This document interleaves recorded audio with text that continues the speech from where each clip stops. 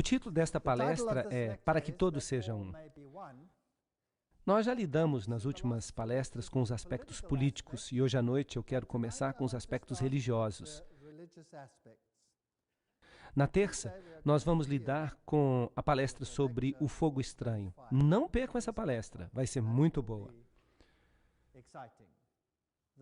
Nas reuniões do Concílio Vaticano II, no Vaticano, o Papa entrou durante a reunião e naquela reunião ficou decidido que as igrejas protestantes, podiam permanecer em suas confissões e obter a salvação,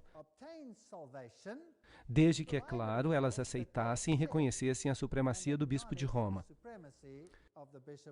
Agora, depois do Vaticano II, foi Karl Rahner, o jesuíta.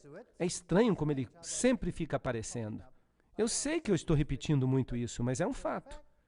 Foi ele que recebeu a missão de levar esta mensagem ao mundo, para que todos pudessem permanecer em sua confissão, desde que eles reconhecessem a supremacia do Bispo de Roma. Eu já falei sobre isso, mas eu vou entrar em mais detalhes agora. Paul Nitter, que tinha uma posição na Universidade Xavier, em Cincinnati, onde ele é professor de teologia, ele estudou com Karl Rahner e ele escreveu este livro, Por Nenhum Outro Nome, e este livro, Por Nenhum Outro Nome, fala umas coisas muito interessantes. Aqui está um comentário sobre ele. É interessante que eles têm a figura deste homem humanista aqui, e eles falam que o livro é humanismo. O livro diz, diante do dilema do que o crente cristão comprometido deve fazer teologicamente em face do seu encontro pessoal e de seus estudos, que há outras formas religiosas, de levar uma vida humana autêntica e plena, além da vida cristã. Vocês estão percebendo o que eu estou falando? Será que uma pessoa pode ser salva? E aí eles dão uma definição. Isto é, viver uma vida plenamente humana, por outro nome a não ser o nome de Cristo? Bem, vamos recapitular aqui. Ser salvo significa viver uma vida verdadeiramente humana. Será que essa é uma teologia correta? Este é um professor de teologia, e este livro é virtualmente usado em todos os seminários de teologia no mundo inteiro. A resposta de Nitter é que pode se salvar com outro nome. E então ele prossegue para mostrar como esta afirmação pode se encaixar teologicamente com um compromisso cristão efetivo. Esta é uma teologia bastante criativa. Esta é a única sentença com a qual eu concordo. É uma teologia criativa, mas definitivamente não é uma teologia bíblica. Bem, no segundo concílio ecumênico, se a Bíblia não vai ser a norma, nós temos que substituí-la por outra coisa. E foi decidido no documento 515, na página 515 dos documentos ecumênicos, que foram escritos no Vaticano II, a unidade de todos os cristãos pode pelo menos ser restaurada e pode brilhar para todos os povos, a fim de que sejam chamados para se tornarem um único e novo povo, que confessa um único Jesus, Salvador e Senhor, que professa uma única fé e que celebra um único mistério da Eucaristia. Há muitos problemas com essa declaração, especialmente um problema, essa história do mistério da Eucaristia. E o livro Documentos do Vaticano II, página 515, diz que todos os cristãos deveriam ter uma única mente ecumênica. O Catecismo Católico nos diz que o Vaticano II não mudou as doutrinas, que ele pareceu apenas mudar as doutrinas. Este é o Catecismo atual da Igreja Católica, artigo 816. A única Igreja de Cristo, a quem o nosso Salvador, depois da sua ressurreição, confiou o cuidado pastoral, ordenando a Pedro e aos outros apóstolos que a fizessem crescer e governar, a igreja constituída e organizada como uma sociedade no mundo presente, subsiste na Igreja Católica. O decreto do Segundo Concílio do Vaticano sobre ecumenismo explica, pois é somente através da Igreja Católica de Cristo que existe ajuda universal para a salvação, a fim de que a plenitude dos meios de salvação possa ser obtida. Não tem havido mudança em doutrina. Só os protestantes que pensam que houve uma mudança de doutrina.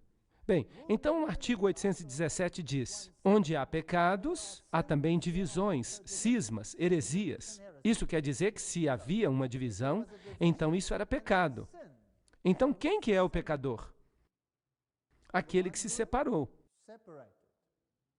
E o artigo 820 diz: Cristo concedeu a unidade à sua igreja desde o princípio, e isto é algo que a igreja nunca pode perder. Então dizem que não mudou nada.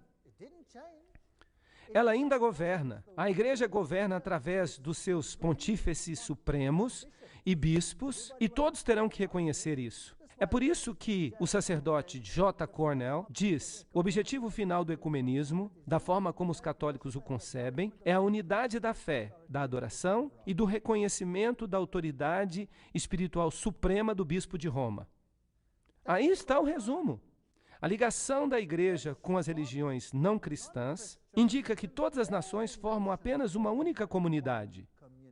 Eles querem ter as mesmas relações com os muçulmanos, com todas as outras religiões. Vamos ver se isso é mesmo verdade. Isto foi o que o catecismo disse. Eles pensam que não pode estar errado. No livro Respostas Adicionais às Perguntas, Bonaventura Hinwood diz o seguinte: o Vaticano II ensina em vários lugares que a Igreja Católica, e somente a Igreja Católica, foi fundada por Jesus Cristo. Então não houve mudança na documentação do Vaticano II.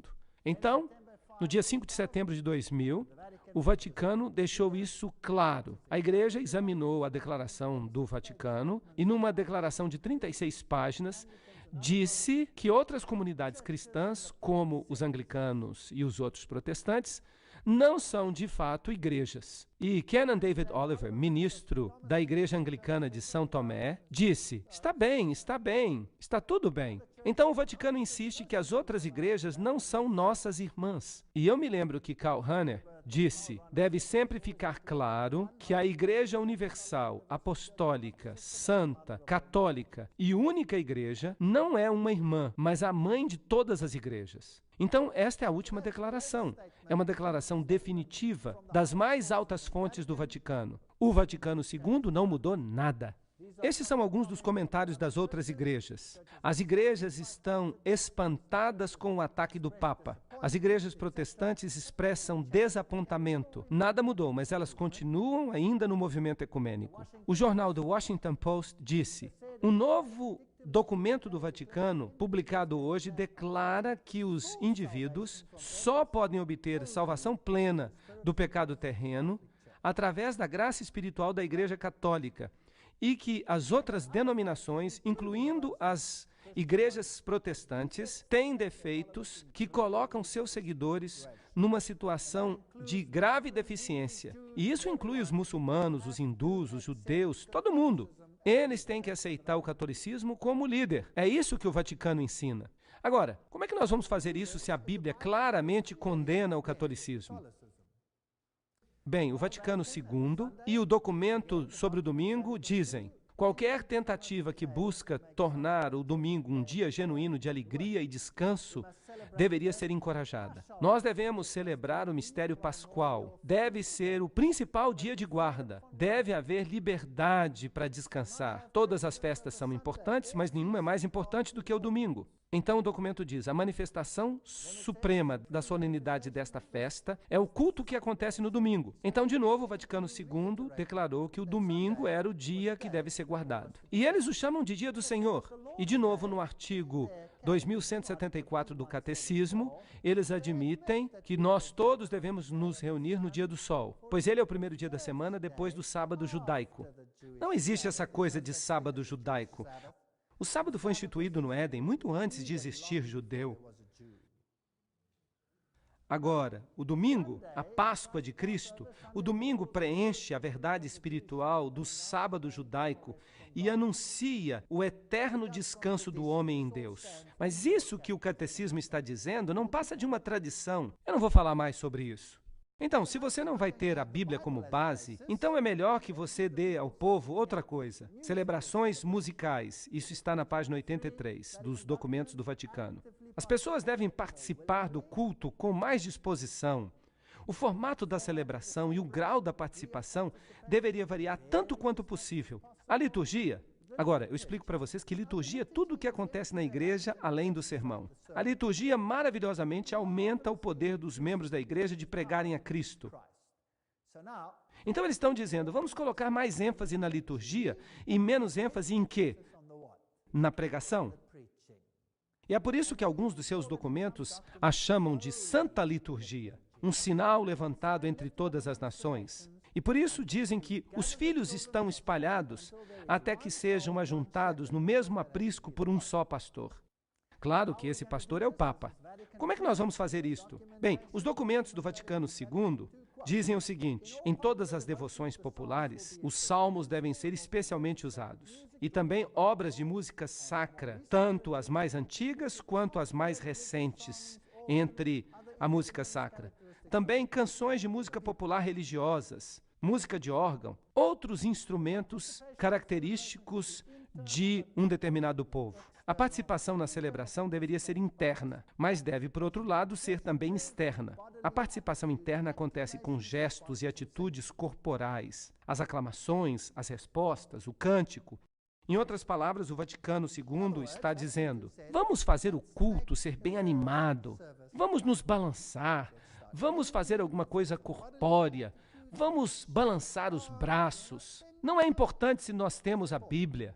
De fato, é até difícil segurar a Bíblia se você está balançando os braços de um lado para o outro.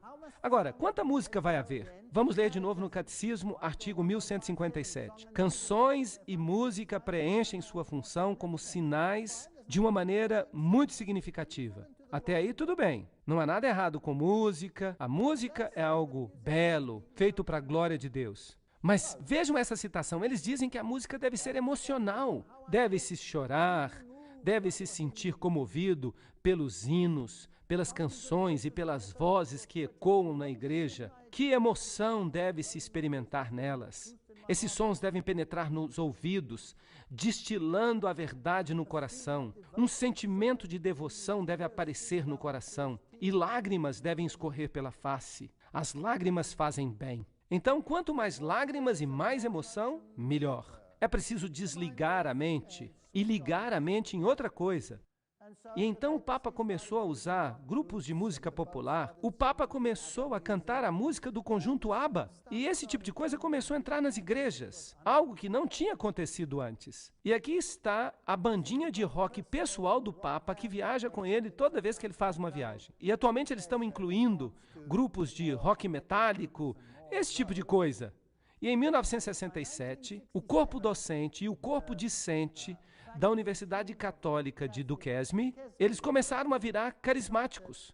E em 1968, o Concílio Mundial das Igrejas aceitou os católicos como observadores. E em 1975, eles estiveram presentes em Nairobi. Em 1975, uma grande reunião ocorreu em Roma. E o Papa Paulo II, de fato, começou a falar em línguas.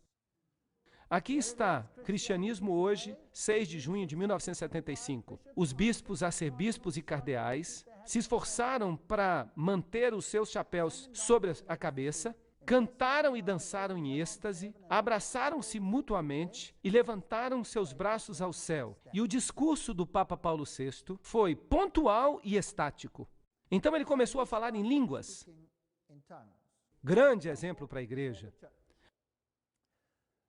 A Igreja Luterana, em 1974, nos Estados Unidos, publicou o seu diálogo com a Igreja Católica, a supremacia papal e da Igreja Universal, pois eles estavam começando a brincar com a ideia de que Roma pudesse de novo ser a cabeça das igrejas. Os presbiterianos, congregacionalistas e metodistas foram logo atrás. E Colin Buchanan escreve que a emergência da Igreja de Roma como parceira nas discussões ecumênicas e o impacto do movimento carismático, isso tudo mudou as relações ecumênicas, totalmente. Então esse novo espírito faz com que o diálogo entre as várias facções que se opõem se torne cada vez mais possível. E em 1975, este era o catecismo, e nesse catecismo se questionavam os mandamentos morais e o decálogo. E muitas passagens no Novo Testamento foram colocadas na boca de Jesus, coisas que o Jesus histórico nunca havia falado. A ressurreição física é um problema cheio de dificuldades, e começaram então a questionar a Bíblia. E em 1977, uma comissão da Igreja Católica, junto com a Igreja Anglicana, proclamou esta declaração: parece apropriado que uma união futura, uma supremacia universal, como aquela descrita, deveria ser mantida na Sé Romana. Então a Igreja Anglicana disse: o Papa será o cabeça. E em 1989, o arcebispo anglicano da Cantuária, o reverendo Robert Runcie, foi a Roma e incentivou os cristãos a considerarem a supremacia do Papa. É melhor que estejamos juntos. Aí estão eles. E então houve a famosa assinatura do documento, no qual o Papa e Runcie assinaram a declaração na Cantuária. Aí estão os dois assinando. E o Papa agora é o cabeça dessas igrejas. Aí estão alguns símbolos maçônicos, eles estão juntos aí, a rainha está junta, o séquito da rainha visita o Papa. Bem, o que o príncipe Charles diz? Eu não quero mais ser o protetor da fé, mas apenas um protetor da fé. O protestantismo praticamente acaba na Inglaterra e ele sai marchando pelas ruas do Reino Unido. O próximo arcebispo da Cantuária é Carey. E Carey é notável por causa da sua renovação carismática. Ele falava em línguas. Então a Igreja Anglicana foi a primeira a ir na direção de Roma. Agora, esta aqui é a famosa Catedral de São Paulo. Aí está ela, um ônibus em Londres. Eu mesmo tirei esta foto. E esta é uma foto impressionante. O que vocês estão vendo aqui? Com o que se parece? Parece uma miniatura do Vaticano, sim. De fato, é uma réplica do Vaticano. E a coisa mais impressionante é que a Catedral de São Paulo nunca teve essa aparência. A aparência da catedral era esta daqui, mas agora ela foi totalmente reconstruída e ela parece assim agora. Isso não parece ser a imagem da besta? Bem, vamos entrar então. Você tem que esconder a sua máquina se você quer tirar foto ali. Vejam a aparência que ela tem agora. Ali está um altar pequeno, uau. Ali está o altar principal, uma cópia exata da abóbada de Benini em Roma. Isso significa que esta igreja protestante copiou a de Roma. Isso é muito interessante. Ali estão os quadrados pretos e brancos, os cupidos com outros seres angelicais. Alguns são machos, outros fêmeas. E se você olhar para o teto, se você conseguir fotografar lá em cima, você vai ver esses lindos símbolos maçônicos. Isso é maçonaria, isso não é a Igreja da Inglaterra. Então a Igreja da Inglaterra capitulou e se tornou parte da maçonaria. Ela se tornou parte do movimento de Lúcifer. É triste, mas é verdade. Bem, na frente do altar principal, aí você tem os típicos símbolos solares. Olhando de cima, é como a gruta de uma bruxa. Ela foi reestruturada. Isso é ocultismo. De fato, ela chega a ter os pentagramas pretos e brancos no chão. E no chão há o símbolo da serpente com a cauda na boca, representando o sol e a lua. Por falar nisso, estes aqui são os meus sapatos. Vejam como eles estão limpinhos. E as deidades solares no chão. Então isso não passa de catolicismo. Aqui estão os símbolos da nova era. O pavão, os símbolos de Lúcifer, os triângulos no círculo, os hexagramas. E é claro, pessoas enterradas debaixo do altar. IHS, os raios do sol, o pelicano mítico, o passarinho alimentando os seus filhotes, são todos símbolos do ocultismo.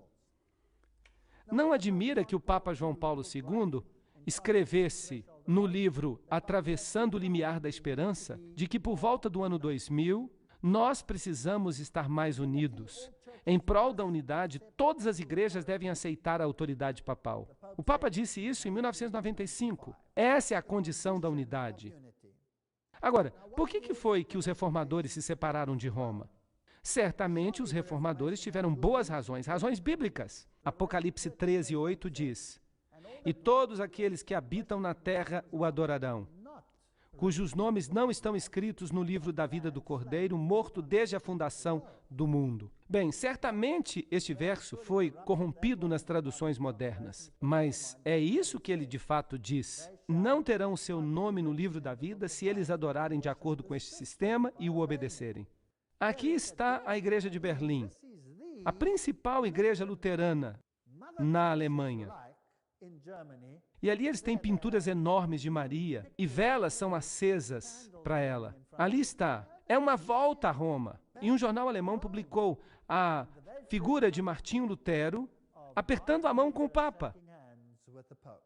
Bem, em 1980, o Papa foi até Mainz, na Alemanha, e ele disse: o ecumenismo é uma tarefa urgente. Vejam então que os cristãos estão forjando acordos para uma nova era. As igrejas têm um pacto, e então aconteceu um famoso sínodo na Alemanha, o sínodo luterano, e ali eles passaram por cima de alguns pontos de controvérsia. E eles disseram: o Papa não mais será chamado de anticristo. Bem, então isso é o fim da reforma, é o fim dos luteranos. A revista Time então retomou este assunto e disse: uma separação de 500 anos. Luteranos e católicos chegaram a um acordo a respeito de questões que dividiram o cristianismo ocidental em dois. E em 1999, no dia 1º de novembro, as igrejas superam uma discórdia de 500 anos. E assim os luteranos reconheceram a autoridade do Papa. E agora uma declaração surpreendente. A Alemanha pede que se perdoe Lutero. Perdoar Lutero por quê? Por que ele deveria ser perdoado? E a igreja calvinista disse: nós precisamos ter mais respeito pelas imagens e pelas tradições. Nós não podemos continuar assim. E o líder luterano diz que o Papa poderia se tornar o porta-voz para todos os cristãos. E neste jornal aqui, do dia 6 de julho de 2001, Ismael Nocco, secretário-geral da Sociedade Mundial dos Luteranos, disse que os luteranos podem certamente olhar para o Papa como um dos principais líderes espirituais do mundo hoje. E ele continuou dizendo que o movimento ecumênico requer que os cristãos considerem a possibilidade de que o Papa se torne o porta-voz global para todos os cristãos. Então, os anglicanos capitularam, os luteranos capitularam, os presbiterianos capitularam, os metodistas capitularam, todo mundo capitulou.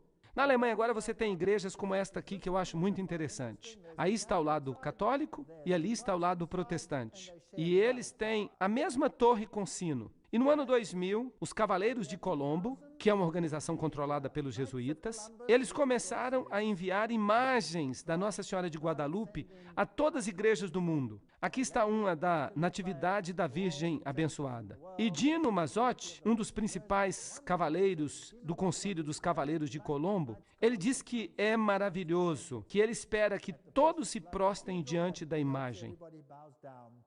E então veio a declaração conjunta de luteranos e católicos, na qual eles discutiram a doutrina da justificação. Um documento escrito de forma brilhante, que destrói totalmente o princípio protestante. Bem, se se abandona a Bíblia, é melhor então colocar mais animação no culto, para que as pessoas não se preocupem tanto em ler a Bíblia. Os teólogos querem ficar mais animados. Vamos colocar na igreja uma liturgia animada, vamos colocar na igreja muito movimento. Eu não sei para que essas pessoas ficam balançando a mão dentro da igreja. Será que eles estão tentando alcançar o botão do ar-condicionado para desligá-lo?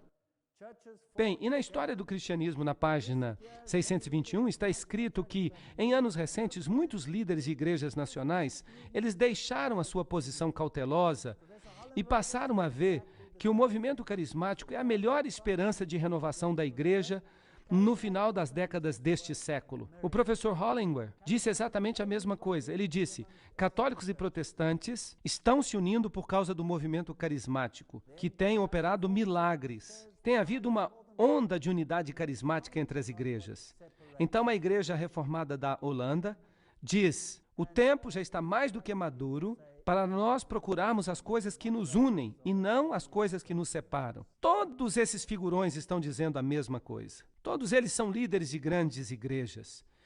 E em 1990, o Concílio Mundial das Igrejas já não era mais o que costumava ser. Originalmente, o Concílio Mundial das Igrejas falava de unidade protestante. Mas é claro que havia uma agenda secreta que apontava para Roma. Por que Roma não é membro do movimento ecumênico? Porque ela nunca se separou.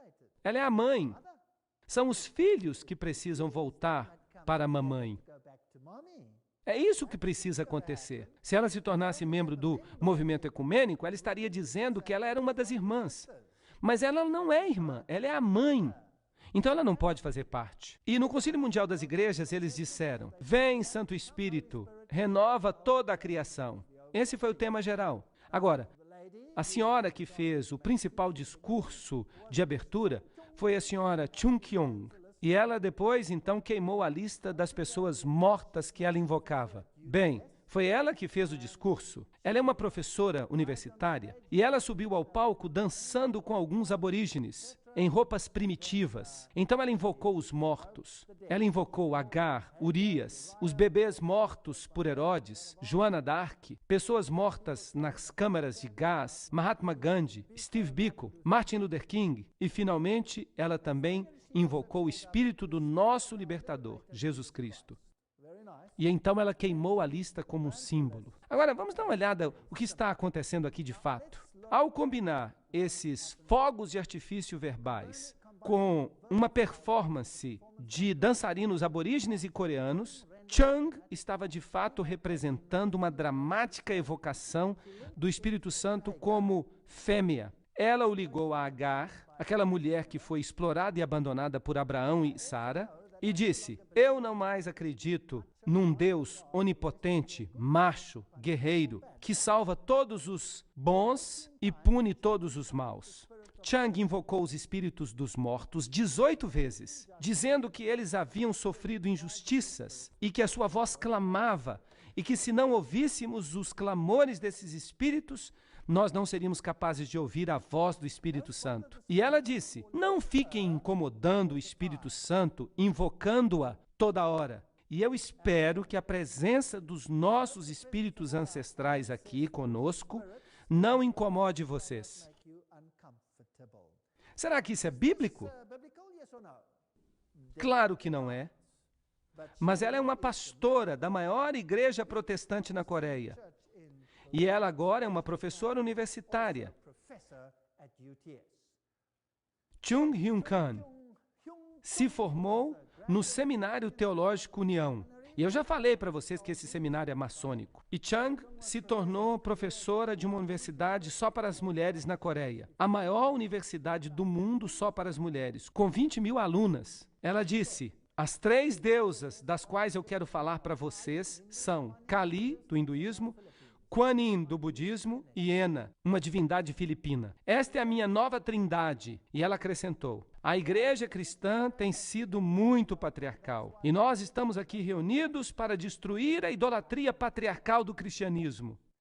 Então, é isso que a principal palestrante do Concílio Mundial de Igrejas falou. Ela explica: eu venho de uma tradição xamanista, budista, confucionista, taoísta e cristã. E quando eu olho a história de nossa religião, nós temos mais de 5.000 anos de xamanismo, mais de 2.000 anos de taoísmo, mais de 2.000 anos de budismo, 700 anos de confucionismo e somente 100 anos de protestantismo na Coreia. Portanto, quando eu vou ao templo e olho a Buda, eu me sinto tão jovem. Buda morreu com 80 anos e Jesus morreu com 33 anos. E é por isso que Jesus era jovem demais para compreender. Uau! Eu acho que o meu intestino é xamanista, meu coração é budista, o hemisfério direito do meu cérebro é confucionista e o hemisfério esquerdo do meu cérebro é cristão. E eu digo que os deuses formam uma família, eles estão juntos. Então vocês estão percebendo aqui a direção na qual o Concílio Mundial de Igrejas está indo? E ela também disse: nós acreditamos que esta energia doadora de vida vem de Deus e está em toda parte. Ela está no sol. E isso, de novo, isso é nojento. Isso é panteísmo. Ela está no chão, ela está nas árvores. E se você se sente cansado, se você se sente sem energia, se você se sentar em silêncio, se você for até uma grande árvore e pedir, dê-me um pouco da sua energia vital, e se você pedir ao sol um pouco dessa energia vital, será que isso é cristianismo? Isso é claro que não é cristianismo. Mas ela também foi a porta-voz do Concílio Mundial de Igrejas em Harare, em Zimbábue, em novembro de 1998, e ali ela realizou uma dança sensual. Ela declarou que testemunhar de Jesus Cristo para outra pessoa é de fato um ato de violência. Bem, então vamos ao cerne da questão. Testemunhar sobre Jesus Cristo é um ato de violência? Por quê? Porque você está fazendo o quê? Porque você está indo contra os direitos humanos do outro indivíduo, que pode ser, quem sabe, um budista, um hindu. Ele tem direito de ser o que é, e se você disser a ele qualquer outra coisa, que ele tem que acreditar em Jesus Cristo, então você está cometendo um ato de violência? Em outras palavras, então o que eu estou fazendo agora é um ato de violência? Tá bom, muito obrigado. E quando disseram para ela o que Jesus falou em João 14:6, a resposta dela foi que Jesus se equivocou. E é por isso que o Concílio Mundial de Igrejas usa demônios de todos os tipos. E nós temos oikumene. O que oikumene significa? Aqui está um exemplo de oikumene. Vamos perguntar para a webpage do Concílio Mundial de Igrejas o que oikumene significa de fato. A palavra ecumênico é derivada do termo grego oikumene, que pode ser traduzida como todo mundo habitado. E é quando nós percebemos que o mundo inteiro pertence a Deus, que nós percebemos que nós somos um. Todas as pessoas do mundo foram feitas à imagem de Deus, de modo que somos chamados a proteger o bem-estar de todos. Agora, vocês se lembram o que eu disse para vocês sobre o que havia falado Gary Carr sobre a antiga religião babilônica, através do cabalismo, através da maçonaria, que controla o marxismo, as sociedades secretas políticas dos Estados Unidos, o sistema bancário mundial e o Concílio Mundial de Igrejas? Vocês acham que ele estava certo?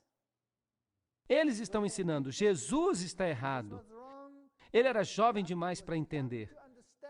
Nós temos que adorar a natureza e todas essas coisas. Isso não é bíblico. E Alice A. Bailey, a fundadora da fé em Lúcifer, em 1919, predisse que surgiria uma igreja mundial e que o esboço definitivo dessa igreja apareceria no final do século.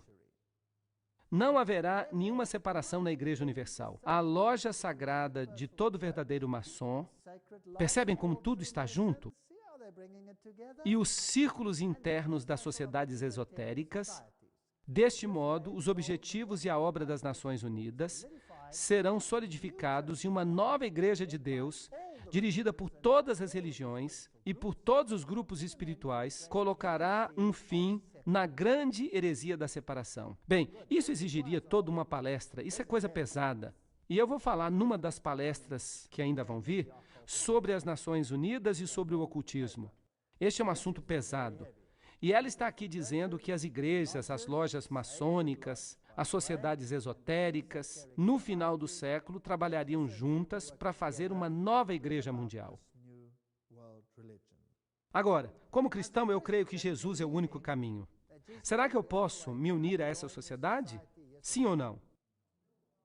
Parece que vocês estão tão convencidos. Isso é muito estranho. Norman Vincent Peale. Agora, quem é Norman Vincent Peale? Provavelmente um dos maiores pregadores de nosso tempo, mas ele também era maçom de grau 33. Porque a maçonaria sempre aceita de braços abertos homens de todas as denominações, de todas as crenças religiosas. A única exigência é que os bons homens creiam no arquiteto supremo e na imortalidade da alma. É claro que nada disso é bíblico.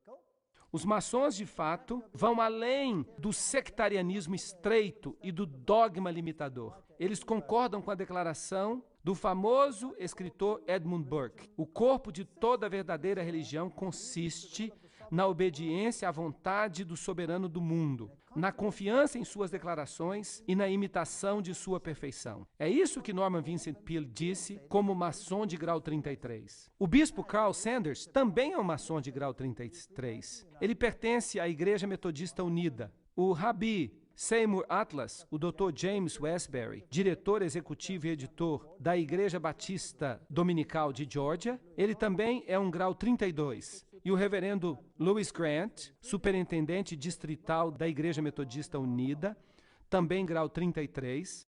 Bem, Norman Vincent Peale disse: eu descobri que o rito escocês e a loja simbólica defendem a crença de que não deve haver apenas uma religião. Eles respeitam todas as principais religiões do mundo. E Billy Graham diz que Norman Vincent Peale é o seu grande mentor.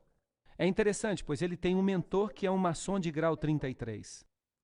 Billy Graham, o evangelista cristão mais popular do mundo, era listado na internet como sendo um maçom de grau 33. Mas por eles mesmos, depois de muita crítica, eles retiraram essas listas da internet. O próprio Shaw era um maçom de grau 33, e ele revelou que Billy Graham esteve na sua cerimônia de iniciação. E no seu livro, O Engano, ele fala sobre um proeminente evangelista que frequentava a maçonaria, só para que ele conseguisse publicar um livro. Norman Vincent Peale é definitivamente um maçom de grau 33, um ex-capelão da grande loja maçônica de Nova York. E é esse aqui que Billy Graham diz que é o seu mentor. Robert Schuller, maçom de grau 33, aqui está na internet onde você pode procurar, mas também há muitos outros escritos que confirmam isso. Eu não estou usando apenas uma única fonte. Eu estou citando de várias fontes: Oral Roberts, Jesse Jackson, a maioria dos fundadores dos Mormons, os Testemunhos de Jeová, todos eles. Mas vamos dar uma olhada em Norman Vincent Peale. Ele apoiava as mensagens que são chamadas de as Cartas de Jesus, escritas por Jane Pauseri e Anna Brown. Ele apoiava essas cartas escritas através de médiums. Estas cartas maravilhosas e santas foram escritas diariamente num período de 2 anos, que começou certa manhã em 1978. As cartas foram ditadas por um espírito não vivo, que se identificou como Jesus Cristo.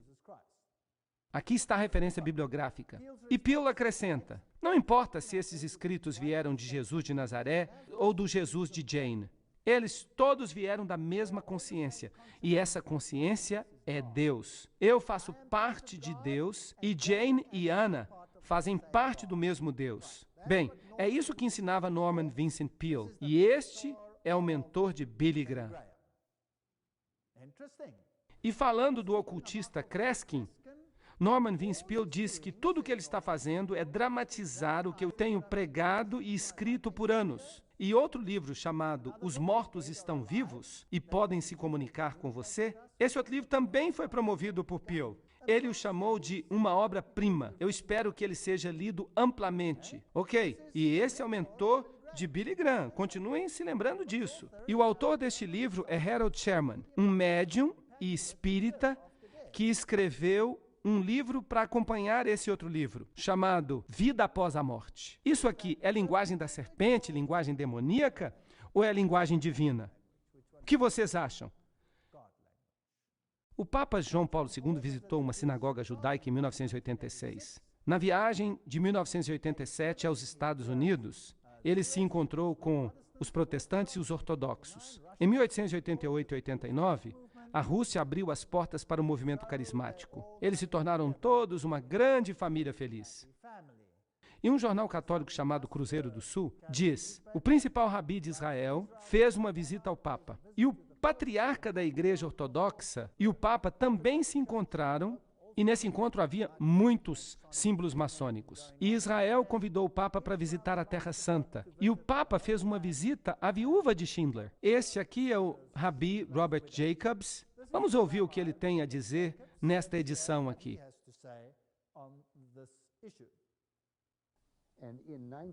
Em 1965, o Vaticano II mudou isso. Jacob diz que o Segundo Concílio do Vaticano marcou uma virada histórica para as relações entre judeus e católicos. E ele diz que o Papa João Paulo II fez coisas extraordinárias para mostrar respeito ao judaísmo. Ele foi o primeiro papa a visitar uma sinagoga. E Jacobs afirma, nenhum papa na história romana já tinha feito isso, mas ele fez. E isso dá a todos os judeus uma sensação de que pela primeira vez na história da igreja cristã, o judaísmo é apreciado como tendo a sua própria integridade, o seu próprio caráter. E para mim é um privilégio tremendo me encontrar com este Papa extraordinário.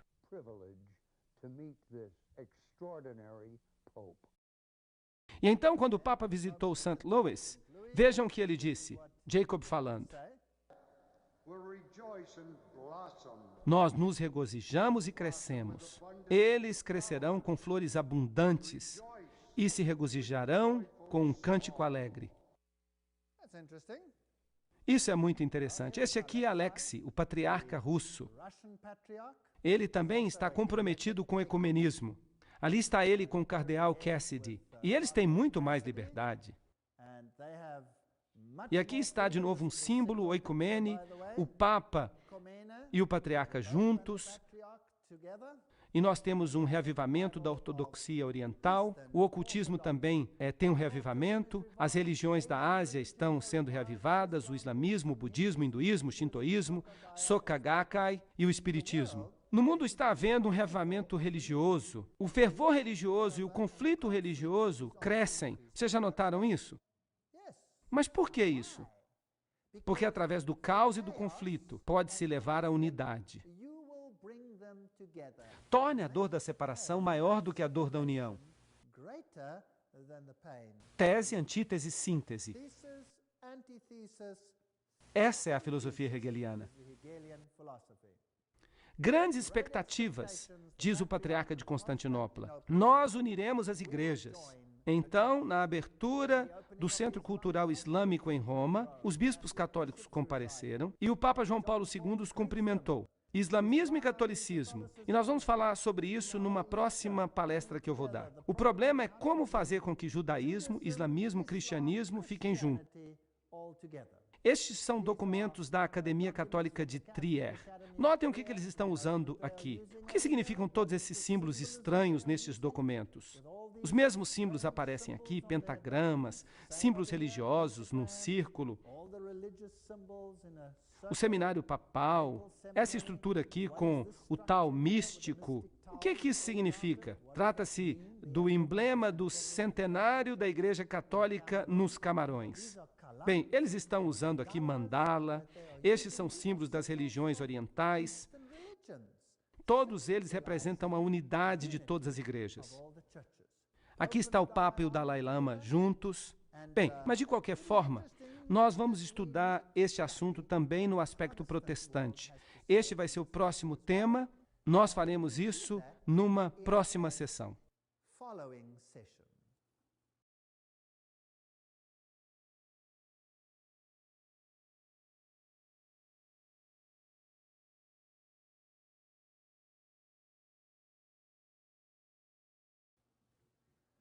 Nós temos discutido acerca da união das igrejas. E eu gostaria agora de mostrar a vocês os grandes pregadores protestantes e o que eles estão de fato pregando. Robert Schuller é listado em muitas páginas da internet como um maçom de grau 33. Bem, a gente prova o pudim quando a gente come. Ele escreveu aqui no livro A Quarta Dimensão, no prefácio, eu descobri a realidade da dimensão dinâmica da oração que vem através da visualização. Não tente entender, apenas desfrute. É verdade, funciona. Eu já experimentei. Agora, a visualização é o modo pelo qual você começa a visualizar alguma coisa que se torna parte da sua fantasia. Eles treinam as criancinhas a fazerem isso. É uma técnica do ocultismo. É ocultismo. Aqui está a sua famosa catedral, o Palácio de Cristal. Ali está ele, esse grande pregador. Mas vocês sabiam que ele pegou as plantas desta catedral e as levou para Roma para que o Papa as abençoasse? Isso é muito interessante.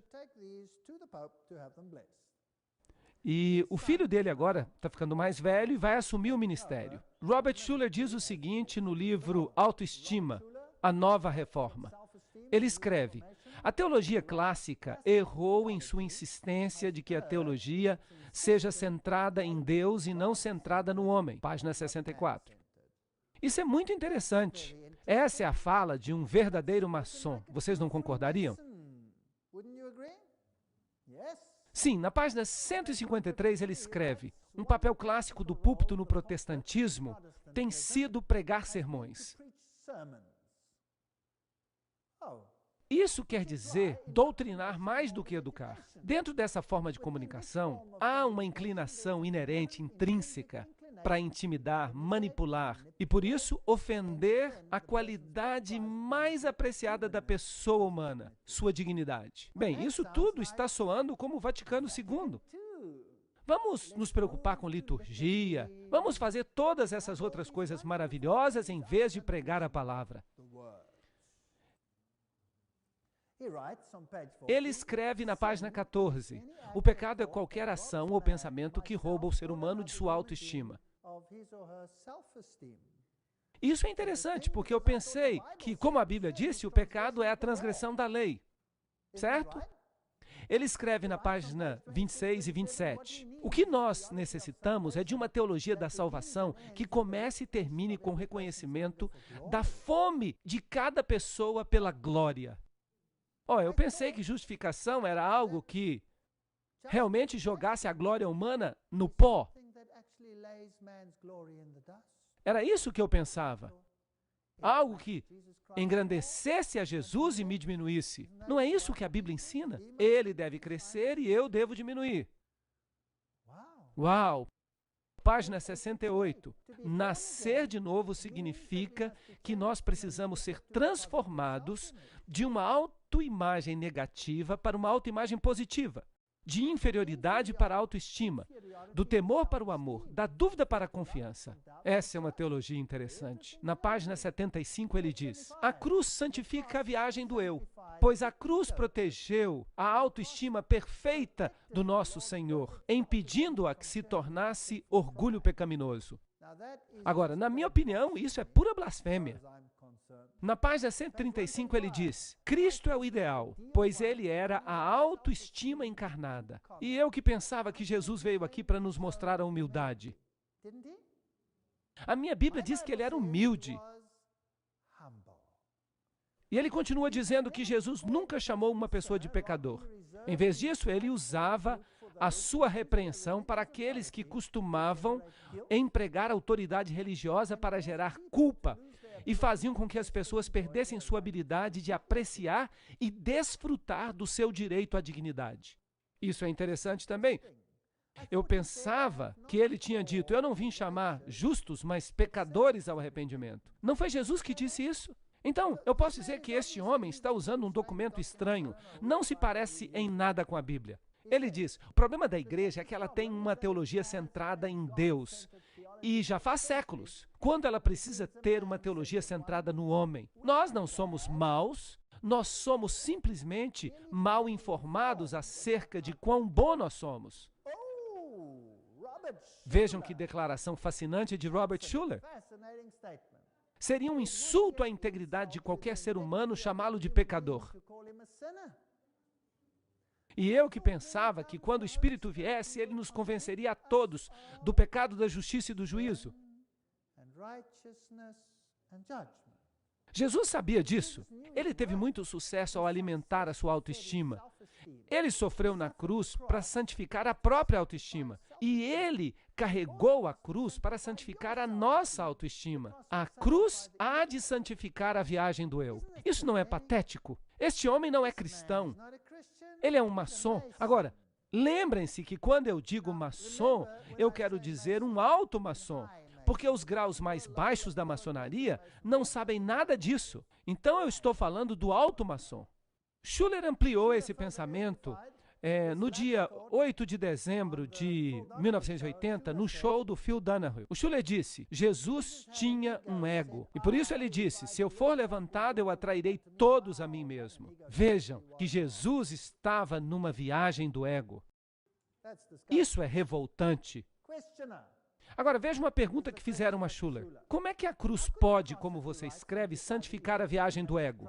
e tornar-nos orgulhosos à luz de passagens que dizem: eu abomino o orgulho e a arrogância, Provérbios 8:13. O orgulho antecede a destruição, Provérbios 16:18. O Senhor abomina todos os orgulhosos, Provérbios 16:5. Não sede orgulhosos, Romanos 12:16. O amor não se ufana, não se ensoberbece, 1 Coríntios 13:4. De fato, Paulo advertiu a Timóteo que nos últimos dias os homens se tornariam amantes de si mesmos, 2 Timóteo 3:2. Essa pergunta é uma boa pergunta, eu já gosto desta pergunta. Por que nós deveríamos fazer qualquer coisa para encorajar as pessoas a se tornarem amantes de si mesmas? Se Paulo, de fato, advertiu as outras pessoas que haveria um estado de impiedade nos últimos dias. E Schuller responde: eu espero que você não pregue isso, porque você poderia fazer muito mal a muitas pessoas lindas. Se você pregar esse texto, homem, eu espero que você dê o tipo de interpretação a ele que eu dou. Do contrário, você vai afastar as pessoas. E essas pessoas vão ficar iradas contra você. E elas vão rejeitar a Bíblia, elas vão se afastar de você e elas vão ligar a música rock e a Madonna. Só porque isso está na Bíblia não significa que você deveria pregar. É muito difícil pregar sobre estes textos e não parecer que você não tem humildade. Percebem como essas pessoas viram tudo de cabeça para baixo? Então Robert Schuller escreveu no USA Today, em 1989, o que me separa dos fundamentalistas é que eles estão tentando converter todo mundo, fazendo com que as pessoas creiam no que eles creem.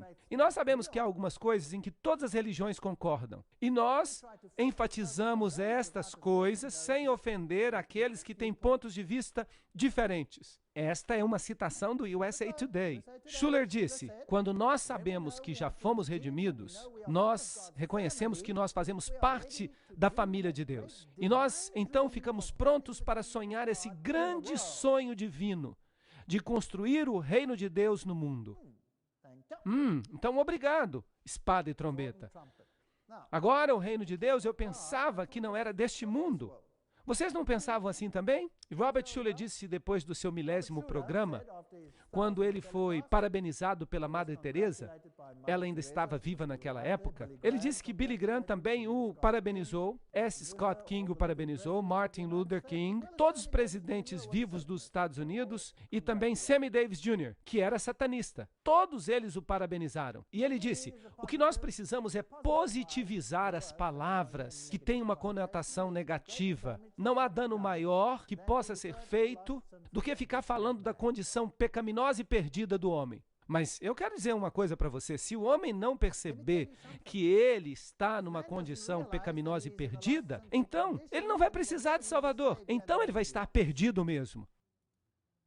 Eu acho que nada que foi feito em nome de Cristo e sob o emblema do cristianismo provou ser mais destrutivo para a personalidade humana e, portanto, mais contraprodutivo para o evangelismo do que essa estratégia pouco cristã, rude e cruel de tentar tornar as pessoas cientes de sua condição pecaminosa e perdida. Isso é revoltante.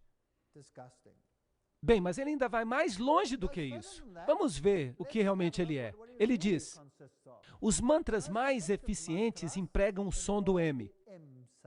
Você percebe isso quando você repete as palavras I am, que em inglês significa eu sou, eu sou, eu sou.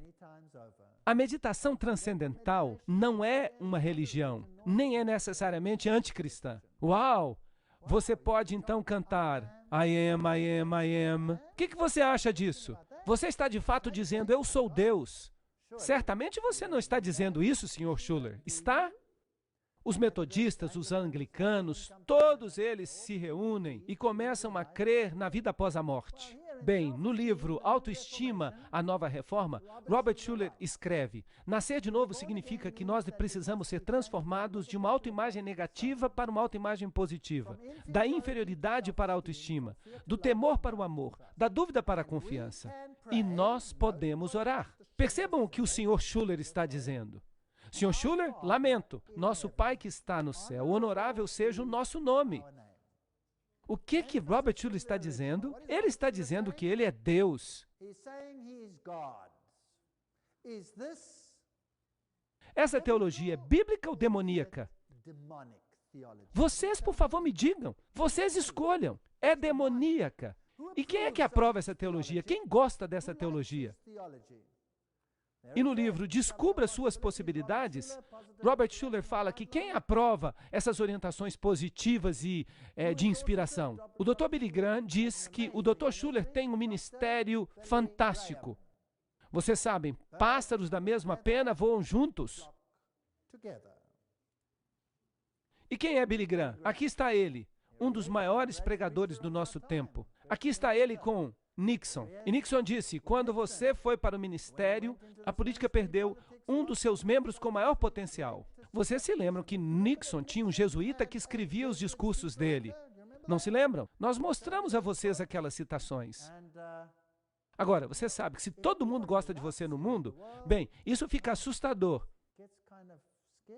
Aqui está ele no Madison Square Garden. Aqui está ele na capital dos Estados Unidos durante a apresentação da medalha de ouro do Congresso.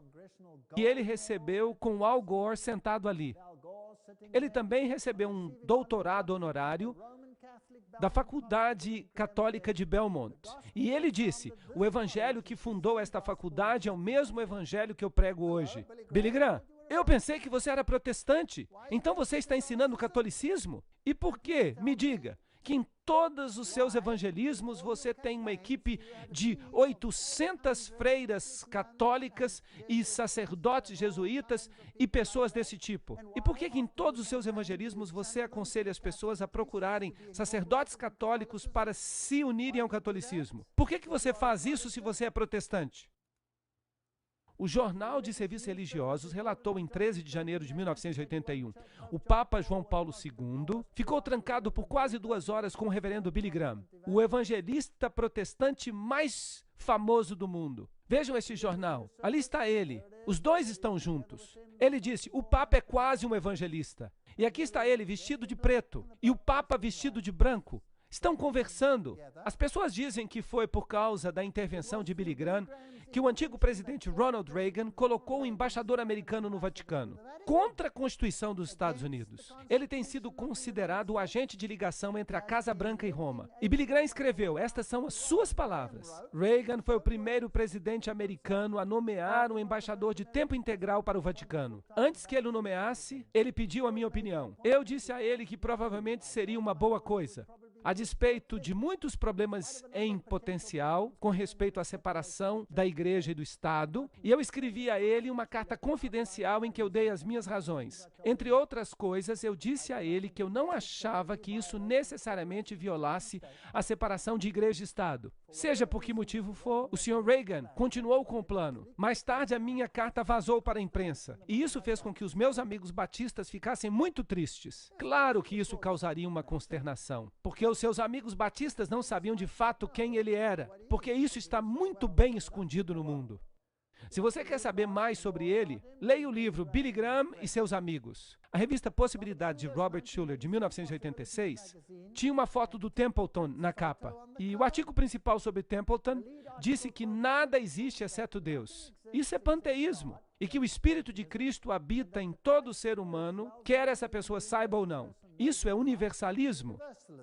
Templeton. Agora, quem recebeu o prêmio Templeton?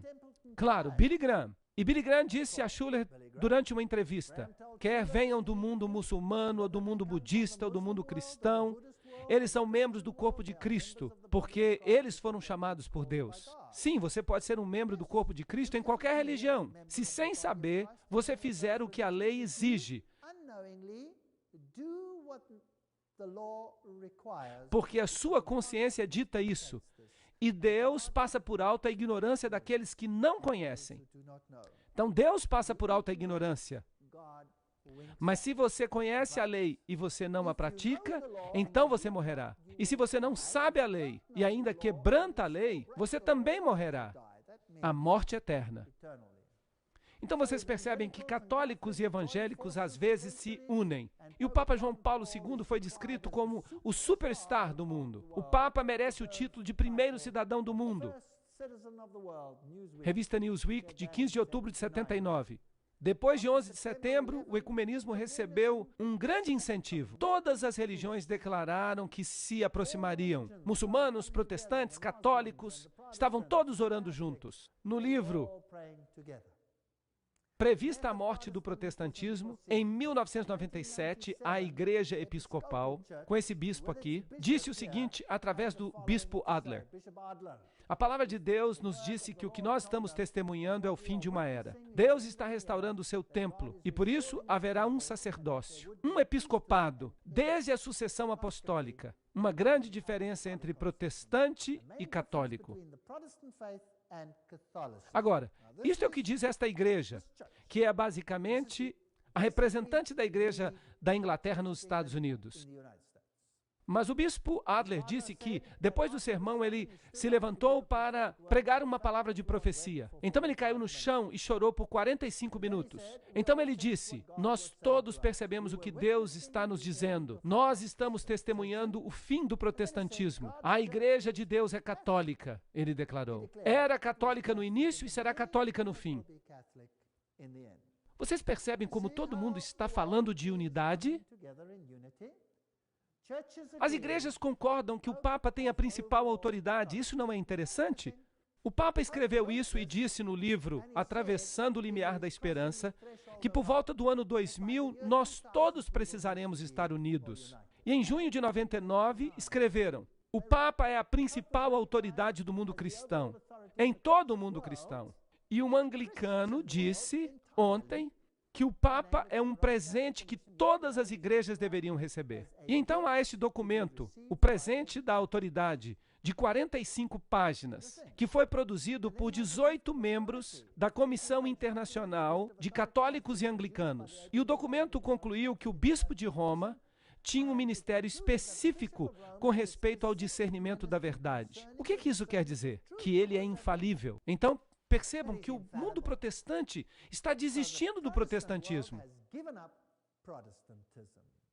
As igrejas deveriam ter sessões mediúnicas. Quem disse isso? Essa é uma declaração da igreja anglicana. Estão prontos para o espiritismo na igreja. As igrejas estão realmente caindo. Não há mais palavras proféticas. Estas são falsas palavras proféticas. Estes são falsos profetas. Estão pregando uma mentira. E na próxima palestra, eu vou mostrar claramente o que está acontecendo. Não perca uma próxima palestra, Fogo Estranho. Nós vamos ver alguns vídeos que vão deixar vocês de boca aberta. Aqui então está um sacerdote anglicano dizendo que nós, de fato, podemos conversar com os mortos. Talvez nós possamos conversar com os ateus que morreram e estão do outro lado, dizendo que você não tem mais que ser ateu. Foi um bispo anglicano que disse isso, que nós podemos conversar com os mortos, que nós podemos evangelizar os ateus que morreram e estão do outro lado, convencê-los de que eles podem se converter, de que eles não têm mais que ser ateus. Essa teologia não é verdadeira. No livro A Controvérsia Católica Romana, o escritor James White diz: será que hoje nós estamos todos nos unindo? Há muitas razões para que nós fiquemos separados. Esse autor entendeu os problemas. O Concílio de Trento disse: para refrear os espíritos soltos, decreta-se que ninguém que dependa do seu próprio julgamento em questões de fé e de moral, com respeito à edificação da doutrina cristã, distorcendo as escrituras sagradas de acordo com as suas próprias concepções, presuma interpretá-las de modo contrário ao sentido que a Santa Madre Igreja, a quem ela pertence, julga ser o sentido verdadeiro e a correta interpretação. Então, somente a igreja pode dizer em que você deve crer. Você é goim, você é estúpido demais para entendê-lo por si próprio. E isso é interessante. Será que o papado mudou em alguma coisa? Não, trata-se de um refinamento da maldade. O Papa continua dizendo que Roma acredita em todas as doutrinas que ela sempre defendeu. Será então que eu posso fazer parte do movimento ecumênico? Sim ou não? Claro que não, porque eu não posso aceitá-lo como meu líder espiritual. Eu tenho somente um líder e o seu nome é Jesus Cristo. Ele é o único líder que eu tenho. Eu só tenho uma crença e ela se baseia na Bíblia apenas. Essa é a minha única crença, porque do contrário, eu não tenho parâmetros. Na publicação Guardião da Porta Estreita e Apertada, temos o cardeal alemão Joseph Ratzinger. líder da Congregação para a Doutrina e Fé. É ele que garante que todas as doutrinas católicas permanecem. E os protestantes nem percebem isso, porque eles são muito sorrateiros. Aqui está o cardeal Kung. Tudo o que Hans Küng e essas pessoas querem fazer é o ecumenismo. Então eles fazem muito barulho protestante. Os jesuítas diziam que se você quer ganhar alguém, faça muito barulho, certo? Mas não acreditem nem um pouquinho neles. Em 1986, nós tivemos o Concílio de Assis e todas as religiões do mundo estiveram presentes. Isso incluiu o islamismo, o hinduísmo, todas essas religiões. Todos vieram até Assis. Ali está o Papa, os patriarcas, o Dalai Lama, hinduísmo, budismo. Todo mundo estava presente. Onde? Em Assis. Sabem o que é interessante? Depois do Concílio de Assis, houve um terremoto e uma catedral caiu. É como se Deus estivesse mandando um sinal. Mas sabem o que eles fizeram? Eles instantaneamente reconstruíram essa catedral à sua glória anterior. Instantaneamente, imediatamente. E hoje ela representa um emblema de Assis. Este é o encontro de Assis em 1986. O primeiro esforço para que o Papa fosse aceito como autoridade última. Então, em 1999, aconteceu o seguinte. O artigo As Nações Unidas da Fé Movem Montanhas apareceu num jornal belga chamado Le Soir. Um ensaio geral está acontecendo nos níveis mais elevados em um fórum onde o Ser Supremo, o grande arquiteto, esta é uma linguagem maçônica, o guardador do universo, se ele existe mesmo, vejam como eles são ofensivos, vai reconhecer aqueles que lhe pertencem. Em um momento em que as Nações Unidas estão prestes a celebrar o seu encontro do milênio, com a presença de todos os chefes de Estado do mundo todo, todos os líderes religiosos do mundo estão reunidos em Nova York. Quantos líderes religiosos do mundo? Todos, para discutirem o tema importantíssimo da paz e tolerância mundial. E o objetivo mais distante, criar uma espécie de Nações Unidas da Fé. Uau! Eu vou fazer uma palestra inteira sobre isto. É uma coisa fascinante. Nessa organização, os representantes da fé e das filosofias poderão se reunir para discutir o futuro juntos. Eles então vão guardar as armas terríveis da excomunhão e da exclusão e vão colocá-las todas no armário. Estão dizendo, vamos abandonar a separação, vamos nos reunir. E essa nobre iniciativa ecumênica foi apoiada por quem? Por Ted Turner, um maçom de grau 33 que odeia o cristianismo. Ele é o fundador disso. E ele também é o vice-presidente da Time Warner, fundador da CNN. E quando disseram para ele que há graça para todos os pecados há 10 anos, esse arrogante dono da televisão instantânea declarou que o cristianismo não era nada a não ser uma coisa para fracos e aberrações. Bem, se ele acredita nisso, então por que Ted Turner financiaria um empreendimento assim? Porque ele diz que Jane Fonda, a mulher dele, virou cristã. Será que isso mudou a mente dele? Eu acho que não. Eu acho que é porque ele é um maçom de grau 33 e eles têm uma agenda. Bem, 2.000 representantes de religiões conhecidas ou não, que são praticadas em todo o mundo, ou que são quase uma questão de confidencialidade, somente conhecidas nos corredores das Nações Unidas, ou no hotel Waldorf Astoria, que será usado para as próximas reuniões. O Papa enviou o cardeal africano Francis Arzain, presidente do Conselho para o Diálogo entre Fé. Representando a fé judaica estava o rabino Lau, de Jerusalém. E os budistas ficaram sem a presença do Dalai Lama. Isso mostra que a religião nunca está longe demais da política. A China ameaçou boicotar a reunião se o Dalai Lama estivesse presente. É apenas um jogo que eles estão jogando. Bem, o bispo Desmond Tutu disse que a iniciativa deve prosseguir e que nos Estados Unidos, e em especial nos círculos das Nações Unidas, deve-se dar boas-vindas a esse tipo de iniciativa. Apesar disso, é preciso dar a César, ou melhor, a João Paulo II, o que pertence a César. É de fato graças a ele que essa reconciliação foi iniciada em Assis em 1985, culminando nessa reunião em 1986. Bem, então em maio de 2001, o Papa visitou a famosa Mesquita de Damasco. João Paulo II fez história no domingo ao se tornar o primeiro pontífice a visitar e incentivou os cristãos e os muçulmanos a se perdoarem pelo seu passado. Aí está a mesquita, lembram-se, eu já mostrei para vocês. A famosa Mesquita de Damasco. Nós fizemos um passeio por ela. Nós vimos esta estrutura impressionante na qual as pessoas têm esses rituais, como no catolicismo romano. E vocês vão se lembrar que eu falei a vocês sobre a cabeça de João Batista, que está guardada nesta mesquita. E é significante que o Papa foi justamente para esta mesquita para buscar reconciliação. Embora reconciliação seja apenas uma palavra para os goim, os que são de fora, os iniciados já foram reconciliados. Bem, e nós sabemos que nesta ocasião o Papa beijou o Alcorão. Então, o esforço é para trazer todas as religiões. Aqui está o símbolo das religiões dançando juntas. Um símbolo do judaísmo, do budismo, do cristianismo, do hinduísmo. Todas elas juntas, em uma grande família feliz. Esta é a página de um documento do bispo Lerman, que pertence ao Rotary, em prol de um Dia Mundial da Paz. E aí está o emblema da Conferência Mundial de Religiões de Paz. Hinduísmo, budismo e agora, finalmente, nós temos o Parlamento das Religiões Mundiais.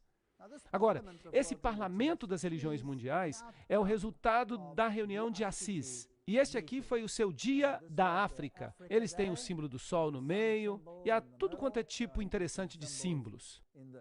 Então, na reunião Interfé de 1999, a Associated Press disse que o Dalai Lama esteve presente, sentado bem do seu lado direito, outubro de 1999. Então, houve outra reunião em Roma. O Papa presidiu um concílio especial de 2.000 líderes religiosos de religiões diferentes, seitas e cultos diferentes.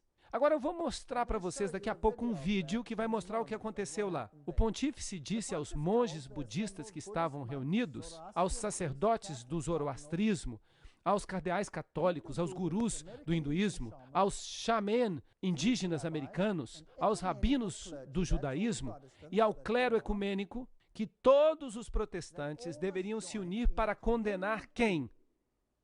Para condenar os cristãos fundamentalistas. Uau! Eu pensei que o problema fosse outro, mas obviamente ele tem informação privilegiada. Eles sabem, de fato, qual que é o problema. Para eles, o problema são os fundamentalistas cristãos.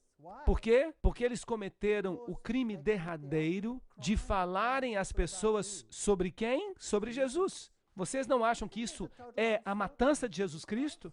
Eu acho que é. São os fundamentalistas cristãos que têm uma linguagem abusiva e que se esforçam para converter os outros, incitando o ódio e a violência. Vocês se lembram do que disse a senhora Kyung? Ela disse a mesma coisa no Concílio Mundial das Igrejas. Então nós queremos unidade, mas por favor, que esta unidade seja um Cristo universal. Eles estão deixando Jesus Cristo de fora. Trata-se de um ataque contra Jesus Cristo. E todos eles concordaram em 2 pontos-chave. Primeiro, que o Papa João Paulo II seja considerado, em consenso, como líder espiritual do nosso planeta e seu supervisor. Isso é interessante. E, em segundo lugar, que os fundamentalistas religiosos que se recusam a seguir o movimento ecumênico global, e isso me incluiria, por exemplo, devem ser silenciados.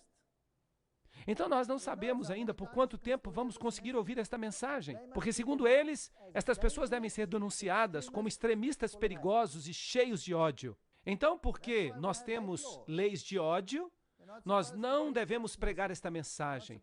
Nós não devemos pregar que Jesus Cristo é o Senhor, porque senão você vai ser um extremista perigoso cheio de ódio.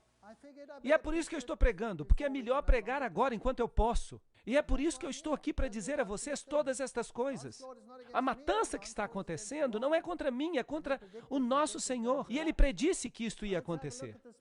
Vamos dar uma olhada aqui nesta reunião maçônica. Você vai perceber 3 velas nesta reunião. Isso é um símbolo maçônico. Eles acendem as velas solares, que são pequenas velas cobertas, que são também usadas no hinduísmo, por exemplo, como velas solares, e no budismo e no misticismo oriental. E eles então usam tudo quanto é tipo de música. Exatamente como a Bíblia disse. De fato, a principal banda de rock da Itália tocou em uma cerimônia oficiada pelo Papa no palco outro dia. E todos os principais líderes religiosos do mundo prestaram homenagem ao Papa. É interessante, vamos ver isso.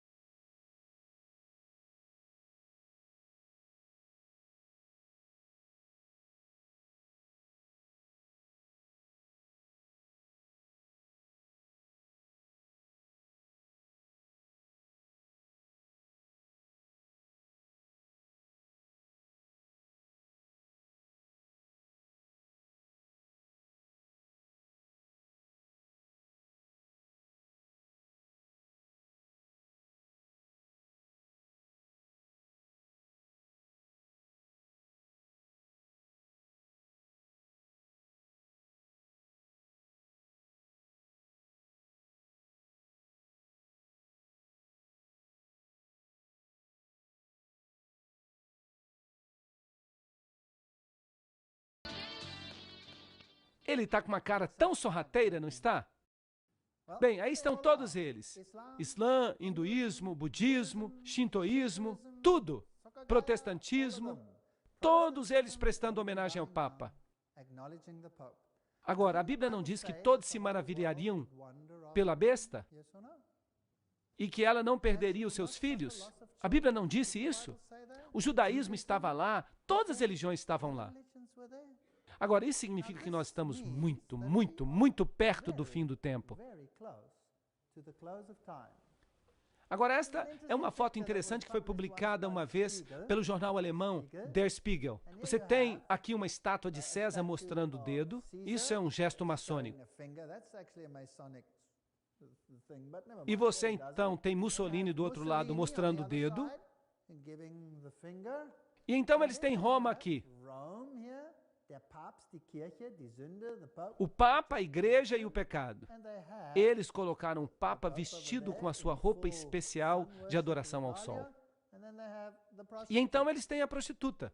Parece até que eles sabem de alguma coisa, certo? Esta prostituta, a Bíblia diz, é a mulher que está sentada sobre a besta. A grande prostituta que está sobre as nações. E todos os reis do mundo dão o poder à besta. Nós já vimos que os poderes que governam o mundo, de fato, todos eles vêm de poucas famílias hoje em dia.